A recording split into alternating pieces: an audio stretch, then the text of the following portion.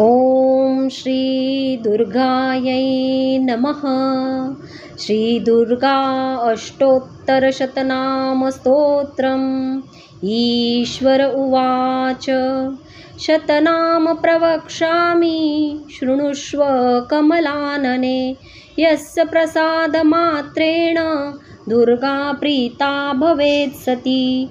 ॐ सती साध्वी भवप्रीता भवानी भवमोचनी। आर्या दुर्गा जया चाद्या त्रिनेत्रा शूलधारिणी। पिनाकधारिणी चित्रा चण्डघण्टा महातपः। मनोबुद्धिर अहंकारा चित्तरूपा चिताचितिः। सर्वमन्त्रमयी सत्ता सत्यानन्दस्वरूपिणी। अनन्ता भाविनी भाव्या भव्या भव्या सदा गतिः।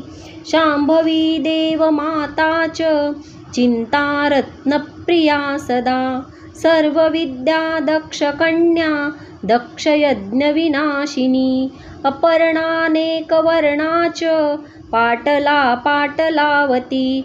पट्टाम्बरपरिधाना कलमञ्जीररञ्जिनी।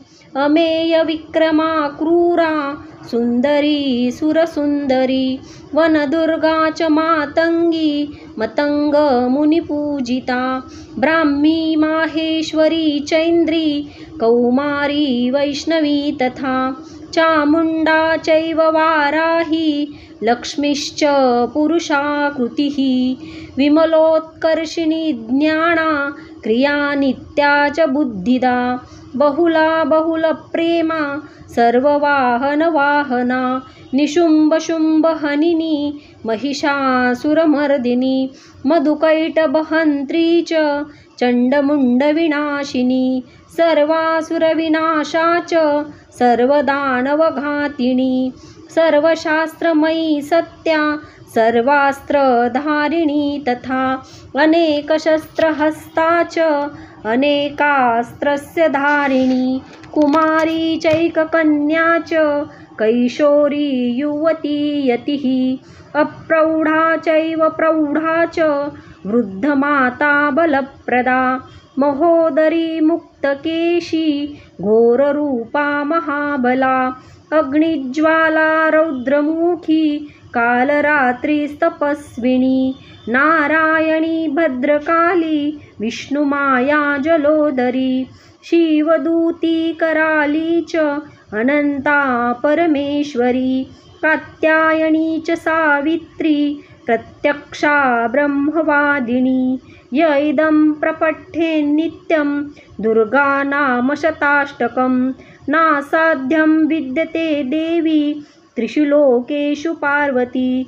धनं धान्यं सुतं जायां हयं हस्तिनमेव च। चतुर्वर्गं तथा चान्ते लभेन्मुक्तिं च शाश्वतीम्।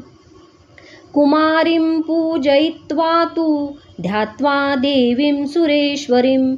पूजयेत परया भक्त्या पठेन्नामशताष्टकं। तस्य सिद्धिर्भवेद्देवी सर्वैः सुरवरैरपि। राजानो दासतां यान्ति राज्यश्रियमवाप्नुयात्। गोरोचनालक्तकुङ्कुमेन सिन्दूरकर्पूरमधुत्रयेण। विलिख्ययन्त्रं विधिना विधिज्ञो भवेत् सदा धारयते पुरारिः। भौम्यावास्या निशामग्रे चन्द्रे शतभिषां गते। विलिख्य प्रपठे स्तोत्रं स भवेत् सम्पदां पदम्। इति श्री विश्वसारतन्त्रे दुर्गाष्टोत्तरशतनामस्तोत्रं सम्पूर्णम्।